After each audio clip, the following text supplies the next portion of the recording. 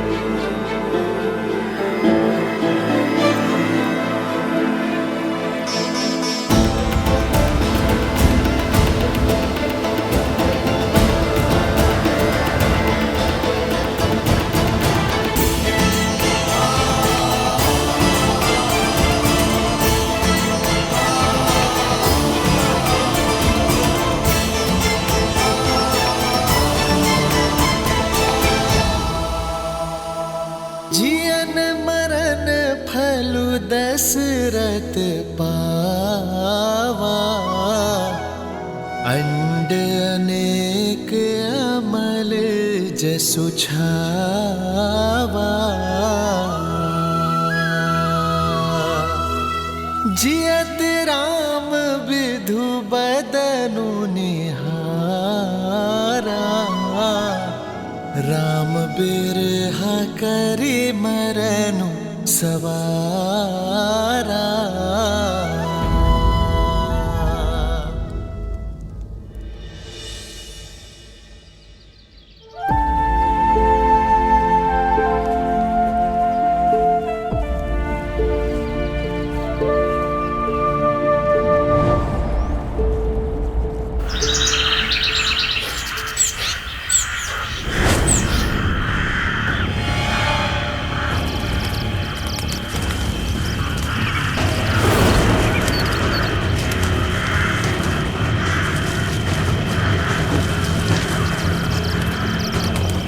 सावधान हो जाइए भैया, पंछियों का यह विचलित स्वर संकेत है कि अवश्य कोई अनिष्ट निकट है हमारे।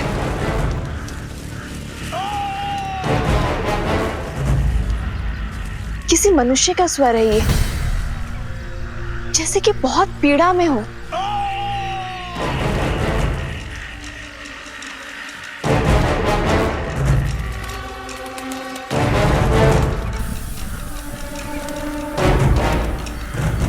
लक्ष्मण,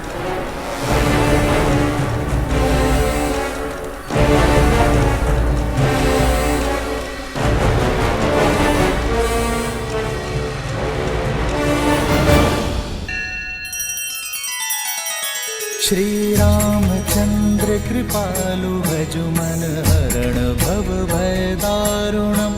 नव कंज लोचन कंज मुख कर कंज पद कंजारुणम्। सिया राम, सिया राम, सिया राम, सिया राम। आदर्श और मर्यादा की है ये कथा महापावनम्।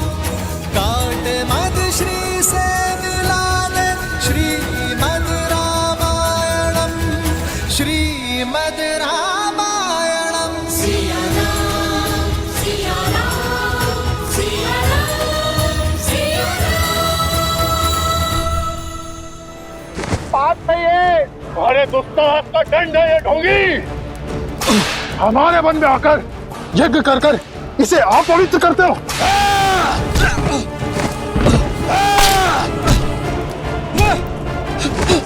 अब इस यज्ञ की अग्नि में जीवित जलोगे तुम।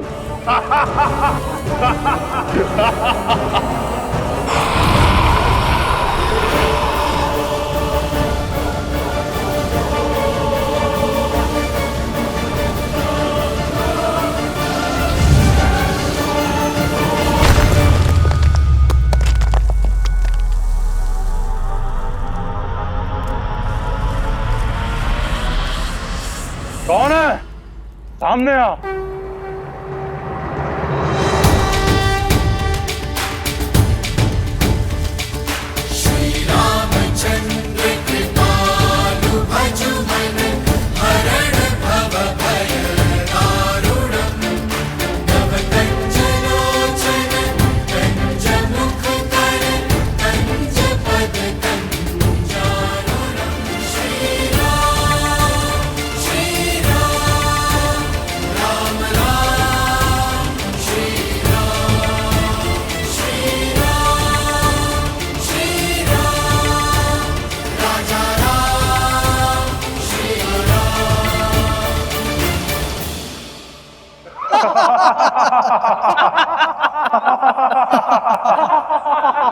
ओ, ये तो वनवासी बालक है। देखो, हाथ में एक कोमल बालक और तरुणी भी है।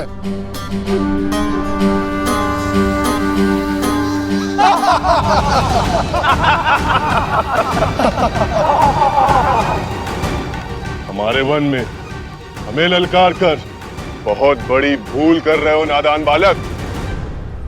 इन्हीं ऋषियों के साथ तुम्हारी भी आहुति देंगे। अभी एक क्षण में ज्ञात हो जाएगा कि कौन किसकी आहुति देता है। लक्ष्मण,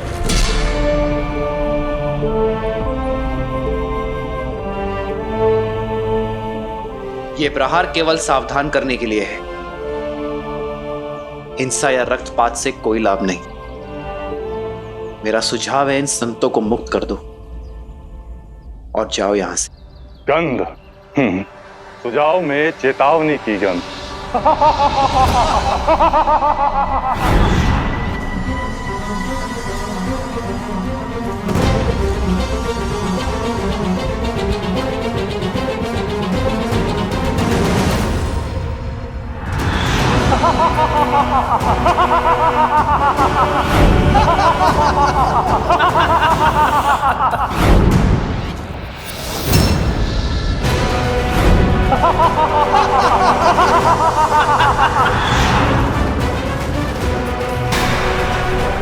सीते,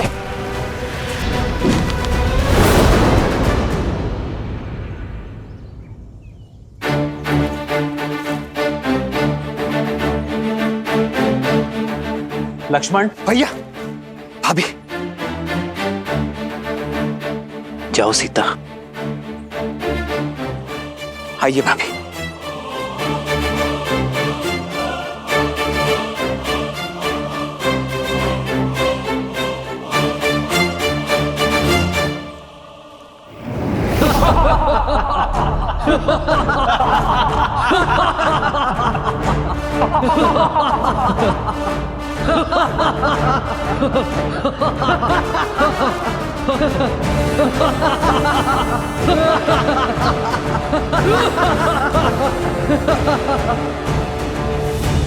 संदेश उचित था मेरा। कदाचित भाषा समझनी है, भाषा बदलनी होगी।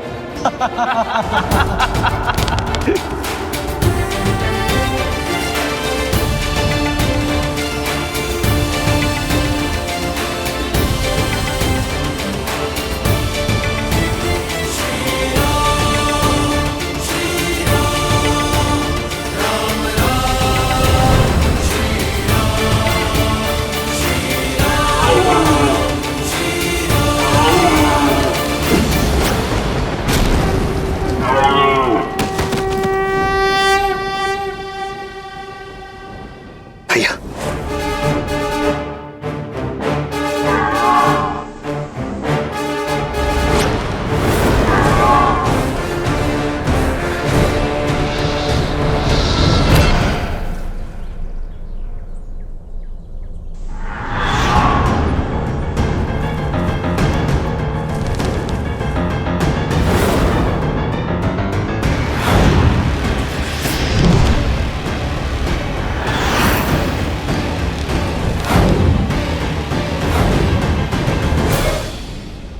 भैया, ये राक्षस तो माया युद्ध में प्रशिक्षित है। यदि हम इन्हें देख ही नहीं पाएंगे तो इन पर बाण चलाएंगे कैसे? इन्हें देखकर बाण चलाना ही हमारी भूल है लक्ष्मण।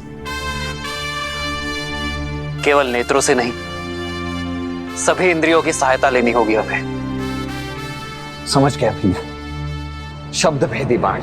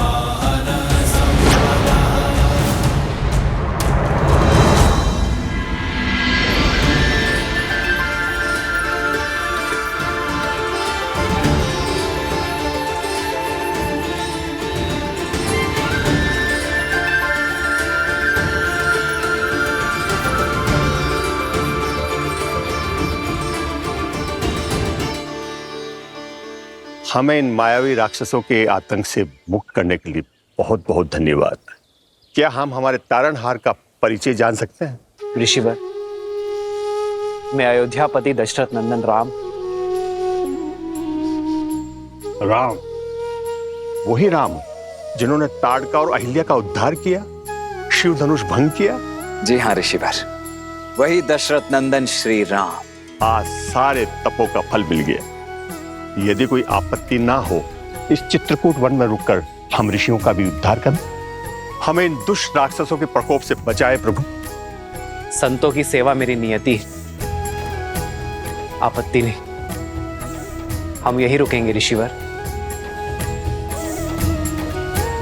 क्या करना है जानते हो ना लक्ष्मण? जी भैया, भली भांति जानता हूं। वही जो हमने ताड़का और सुबाहु के साथ किया था, क्योंकि राक्षसों को भी विधाता ने उन्हीं पंच तत्वों से बनाया है जिनसे हम बने हैं।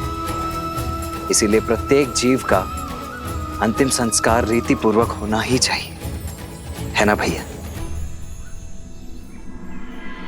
शोक बिकल सब रोवहीं रानी, रूप सीलु बलु तेजु बखानी।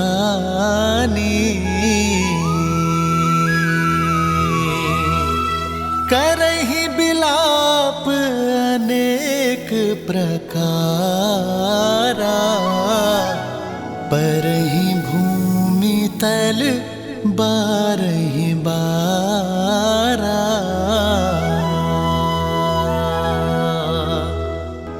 बिल पहि बिकल दासरु दासी, घर घर रुदनु बरहि पुरबासी।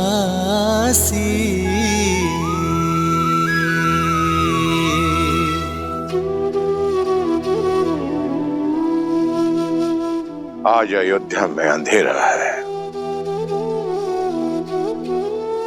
पर रघुवंश का ये सूर्य और तेजस्वी हुआ है।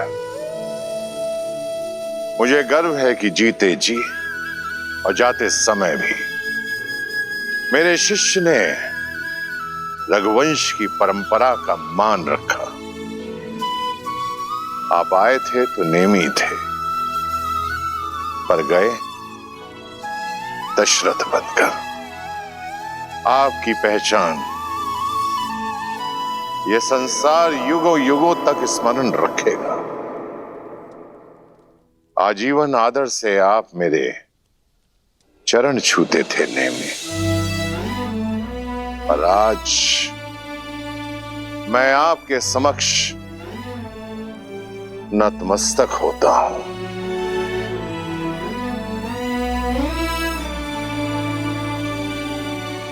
जिन्हें परम धाम जाना था वो तो चले गए आचार्य, पर जो यहां है उन्हें सांसारिक नीतियों का तो पालन करना होगा।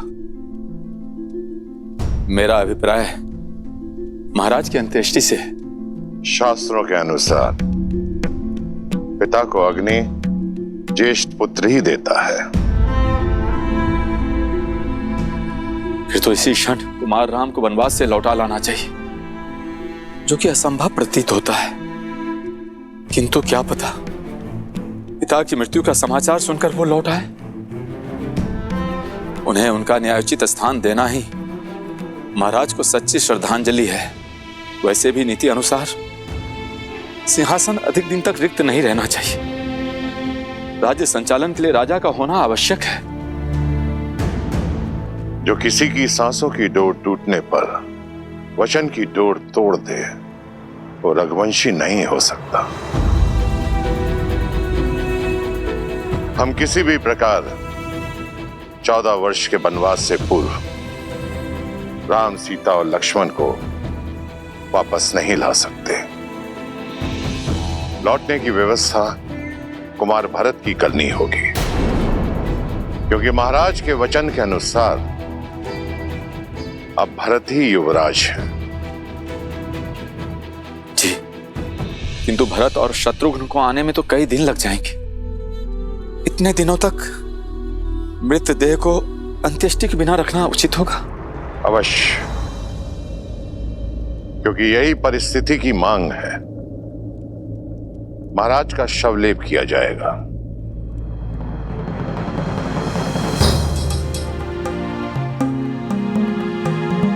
सैनिक, अयोध्या के सबसे तीव्र अश्रु लेकर कैकेयी पहुंचो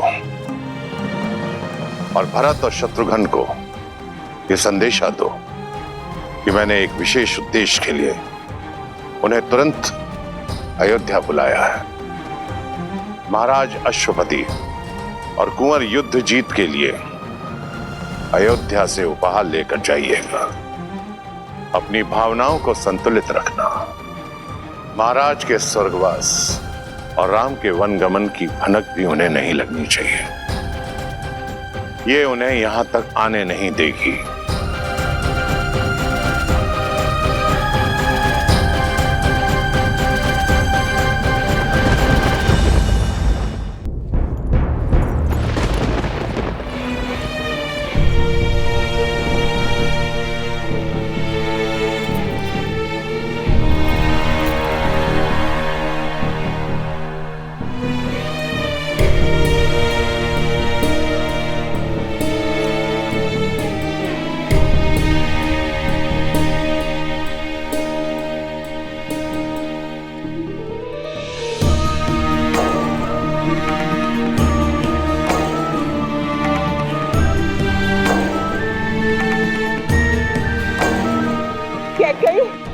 कैकेयी, सुना तुमने? आचार्य वशिष्ठ ने भरत को अयोध्या वापस बुलाने का आदेश दे दिया है। इसका अर्थ समझती हो? मेरा भरत लौट रहा है। अयोध्या का होने वाला राजा लौट रहा है।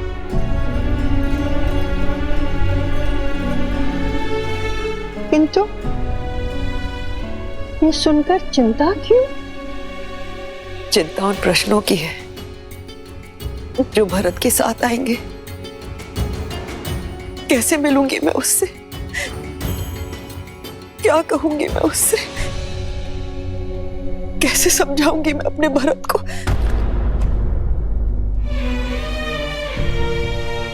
मंत्रा, भावनाओं के ज्वार में आग, मैंने कहीं कुछ अनुचित तो नहीं किया ना? अनुचित? नहीं मेरी पुत्री कैकेयी, तुमने जो कुछ किया अपने भरत के लिए किया, उसके अधिकारों के लिए किया। किंतु अचानक ये क्या हो गया? क्या तुम अपने पुत्र को अयोध्या का नरेश बनते नहीं देखना चाहती? प्रश्नों की चिंता करोगी तो भरत का भविष्य खो दोगी कैकेयी। क्या तुम नहीं चाहती कि भरत अयोध्या के राज सिंहासन पर बैठे? उत्तर दो कैकेयी, चाहती हो कि नहीं? उत्तर दो। चाहती हूँ, मैं भी यही चाहती हूँ। हर माता की तरह मैं भी अपने पुत्र के लिए सर्वश्रेष्ठ चाहती हूँ। तो फिर ये विलाप कैसा? असमंजस कैसा?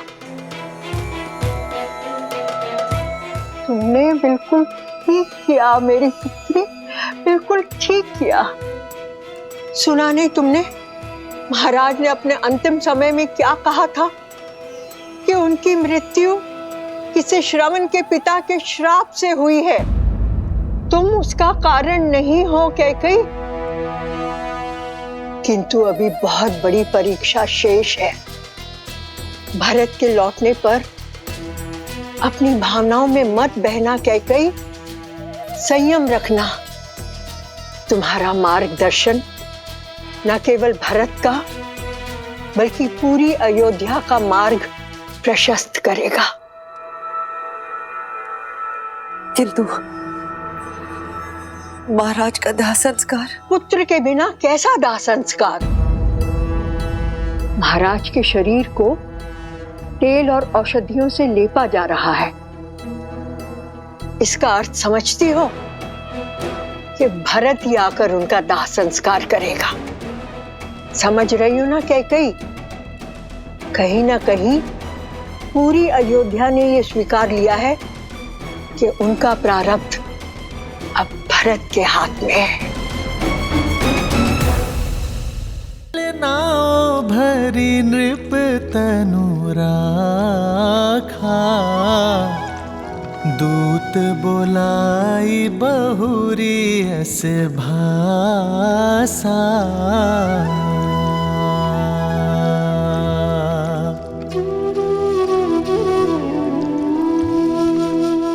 ठीक प्रकार से औषधि युक्त तेल में पूरा शरीर समा जाना चाहिए।